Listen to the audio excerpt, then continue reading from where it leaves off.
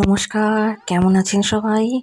আপনারা যে যেখানেই থাকুন, মা শ্যামসুন্দরীর কাছে প্রার্থনা করি সবাই সুস্থ থাকুন, ভালো থাকুন।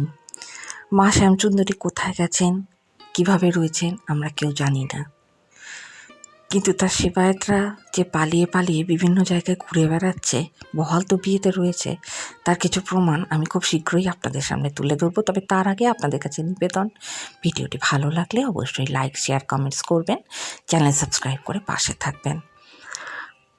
দেখুন, আমি ইতিপূর্বেই বলেছি যে মা শ্যামসুন্দরীকে নিয়ে সমগ্র যে ইউটিউব জগৎ আছে, যে ইউটিউবাররা রয়েছেন, একদল লোক আপ্রাণ আমরা চেষ্টা করে যাচ্ছি সত্যটাকে সামনে তুলে ধরার জন্য, বাকিরা আপ্রাণ চেষ্টা করে যাচ্ছেন সত্যিকে মিথ্যে প্রমাণ করার জন্য। কী লাভ আছে এতে এসব করে? না, ব্যক্তিগত স্বার্থের কথা এখানে হচ্ছে না। ইউটিউবার হিসাবে সকল মানুষের সামনে সত্যিটাকে তুলে ধরা এবং নিরপেক্ষভাবে তুলে ধরা আমি আমার কর্তব্য, দায়িত্ব ও ডিউটি বলে মনে করি। সেটারই চেষ্টা আমি অনবরত করে যাচ্ছি। এখন আমাদের কি অবস্থা হয়েছে বলুন তো? মায়ের ছবি দেখেই মন ভরাতে হচ্ছে, চাইলেও আমরা মায়ের দর্শন করতে পারছি না। কোথায় চলে গেছেন মাকে নিয়ে তারা সবাই, আমরা কেউ জানি না। কিন্তু যাওয়ার আগে তারা যেসব কুকীর্তি করে গেছেন এবং বলেছেন যে তারা নাকি 3 তলার ছাদ দিয়ে ঝাঁপ দিয়ে 2 তলায় নেমেছেন, যার কোনো পরিস্থিতিও নেই, ঘটনাও নেই। বিভিন্ন ভিডিওতে আপনারা ইতিপূর্বেই হয়তো দেখে নিয়েছেন যে তাদের 3 তলাটা অ্যাসবেস্টস দিয়ে ঢাকা রয়েছে এবং পিছনে রয়েছে একটি বিশাল বড় হাসপাতাল। তাই 3 তলা থেকে ঝাঁপ দিয়ে 2 তলায় আসার প্রশ্নই উঠছে না। পুরনো বাড়িটিও তাদের, নতুন বাড়িটিও তাদের। এবার আমি আপনাদের সামনে একটি অডিও ক্লিপ তুলে ধরব, যাতে আপনাদের বুঝতে সুবিধা হয় যে কিভাবে ইমোশনালি ব্ল্যাকমেল করে ভক্তদের কাছ থেকে টাকা চাওয়া হতো। কাইন্ডলি এই ভিডিওটা দেখুন এবং অডিওটি শুনুন। জোর করতে পারি না ম্যাডাম, আমি জানি আপনি পারলে অবশ্যই দেবেন। তাই ম্যাডাম একটু চেষ্টা করেন, এটাই আমি বলতে পারি ম্যাডাম। যদি সম্ভব হয় তাহলেই ম্যাডাম, কষ্ট করে কিছুই না ম্যাডাম। যে আমার সামনে ম্যাডাম, আমি জানি আপনি মাকে সবসময় ভালোবাসেন, আমাদেরকে প্রত্যেকে ভালোবাসেন। তাই আপনার সামর্থ্য হলে আপনি দেবেন না এমনটা হতেই পারে না। আমি জানি ম্যাডাম আপনি আমাদের মা, আমি আপনার নিজের নিজের অন্তর থেকে বলছি, নিজের কাছে মানুষ মনে করি, সেই অনুযায়ী বলে ম্যাডাম আপনি চেষ্টা করেন ম্যাডাম দেওয়ার। ম্যাডাম এইটুকুই বলতে পারি ম্যাডাম। কোনো মানে কষ্ট না পারলে আপনি কী করবেন সেটা আমি জানি ম্যাডাম, এটাই বললাম ম্যাডাম। চেষ্টা করেন ম্যাডাম শুধু ম্যাডাম দেওয়ার, একটু জানিয়ে ম্যাডাম, কিছু রিপ্লাই দিন ম্যাডাম।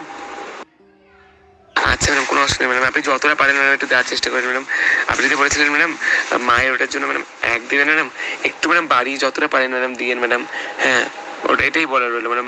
মানে আপনি তো বলেছিলেন যে আমি 1 মতো দেবো ম্যাডাম, ম্যাডাম খ্রিস্টান দেবো মায়ের জন্মদিন উপলক্ষে, ওই মায়ের চরণটার জন্য। তো ওই হিসেবে ম্যাডাম বলছি ম্যাডাম, একটু যদি বাড়িয়ে দেওয়া যায় ম্যাডাম, একটু দেখবেন ম্যাডাম প্লিজ ম্যাডাম। এইটুকু। তাহলে আপনারা শুনলেন, অসভ্যতা দেখেছেন কি? এইবার দেখুন আপনাদের স্ক্রিনে, দেখুন স্পষ্ট সবাই এখানে মন্তব্য করেছেন যে পুরী স্বর্গদ্বারের কাছে একটি মদের দোকানে এই গুণধরদের দেখা গেছে। এনারা কারা? পূজারী, পুরোহিত বলরাম পেছনের জন, আর সামনের জন হলেন কৃষ্ণেন্দু, অর্থাৎ সর্বঘটের কাঠালি কলা। তো কমেন্টসগুলো যাতে আপনারা আস্তে আস্তে পড়তে পারেন, সেই কারণে আমি ভিডিওর লেন্থটা কিছুটা বাড়িয়ে দিয়েছি। দেখুন, প্রথমে বলছেন, আজ আমি পুরীতে ভণ্ড পূজারীদের দেখলাম মদের দোকানে মদ কিনতে স্বর্গদ্বারের সামনে। আরেকজন বলছেন, আজ এই জন্যেই তো এই অবস্থা, এত সমস্যা চারপাশে, সত্যি কিছু ভাবতে পারছি না। তৃতীয়জন বলছেন, আমি পুরী ঘুরতে এসেছি, কাল কলকাতা ফিরবো, আজ স্বর্গদ্বারের সামনে খাজা কিনতে গিয়ে দেখলাম ওদের 3 জনকে মদের দোকানে দাঁড়িয়ে। বলুন, এরপর আর এদের জন্য ভক্তি আসে? এবার দেখুন, মহাপ্রসাদের নামে, হ্যাঁ মা শ্যামসুন্দরী মহাপ্রসাদের নামে কি ভীষণ টাকা চাওয়া হতো। 3,201 টাকা চাল কলা মহাপ্রসাদের জন্য। এবার অমাবস্যার টাকাটা একবার দেখুন, 10,001 টাকা। ভাবতে পারছেন কিভাবে টাকা পয়সা নেওয়া হতো? আর অর্ডিনারি দিনে দেখুন 501 টাকা, প্রতিদিন 201 টাকা, আর অমাবস্যায় 1,001 টাকা। এবার আসুন শাড়ি বিতর্ক নিয়ে। শাড়ি নিয়ে কি সমস্যা দেখা দিয়েছে যে যখন সারা পাড়া চাউর হয়ে গেল যে ওনারা শাড়িগুলোকে নিয়ে ব্যবসা করছেন, তখন হঠাৎই একদিন ম্যাক্সিমাম 50 জনকে ডেকে ওনারা শাড়ি বিতরণ করলেন এবং সেই শাড়িগুলো কিন্তু কোনোটাই 5,000-এর নয়, অর্থাৎ সবচেয়ে কম দামে যে সকল শাড়ি ভক্তরা মাকে দিতেন সেই শাড়িগুলো তারা বিতরণ করলেন। এবার আসুন, যখন কাউকে শাড়ি দেওয়া হতো তখন অকশনের মতো একটা ব্যবস্থা করা হতো যাতে সবাই সেখানে 500 টাকা থেকে দাম দিতে পারেন। একজন ভক্ত টাকা পেয়েছিলেন, টাকা পাননি, শাড়ি পেয়েছিলেন, তাকেও 1000 টাকা দিতে হয়েছিল। কেন? মায়ের পরা শাড়ি ভক্তদের মধ্যে বিতরণ করার জন্য টাকা নিতে হয়? শুধু তাই নয়, 5,000, 10,000, 38,000, 58,000, 1,00,000 এইভাবে শাড়ির দাম নির্ধারণ করা হতো।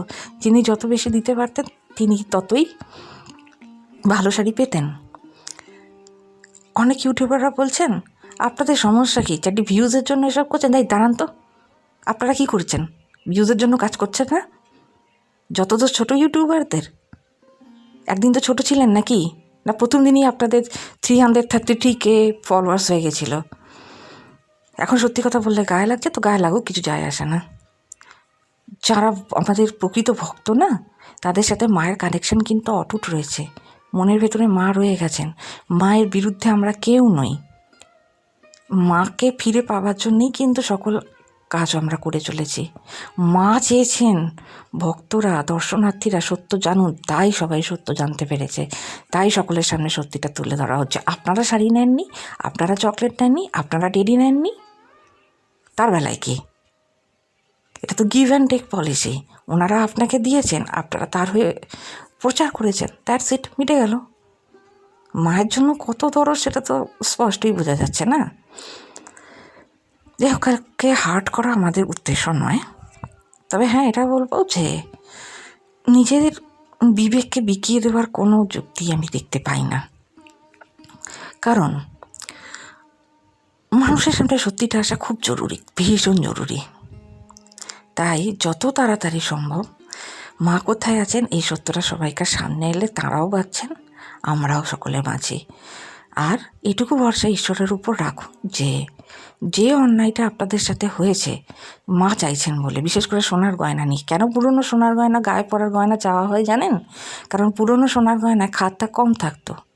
আমরা যখন আমাদের জন্য গয়না কিনতে যাই তখন চেষ্টা করি কি 24 ক্যারেট গোল্ড কিনতে, আর দান করার সময় বা গিফট করার সময় কী করি, কম দামের মধ্যে একটু ব্যবস্থা করে নিতে। তাই কখনো নতুন সোনার গয়না চাওয়া হতো না, গায়ে পরা সোনার গয়না, যাতে তারা খাঁটি সোনার গয়নাটা পান। তো আপনারা বুঝতেই পারছেন কীভাবে মানুষের ইমোশন নিয়ে খেলা হয়েছে, টাকা পয়সা চাওয়া হয়েছে, গয়নাগাটি চাওয়া হয়েছে। যাই হোক, সতর্ক থাকুন, তৈরি থাকুন আগামী দিনের জন্য। আবার আপনাদের সঙ্গে খুব শীঘ্র দেখা হবে। নতুন কিছু তথ্য পেলে আপনাদের সাথে শেয়ার করব। নতুন কোনো ভিডিওতে আবার আপনাদের সাথে কথা হবে। আজকের মতো বিদায়। সুস্থ থাকুন, ভালো থাকুন। ধন্যবাদ, নমস্কার।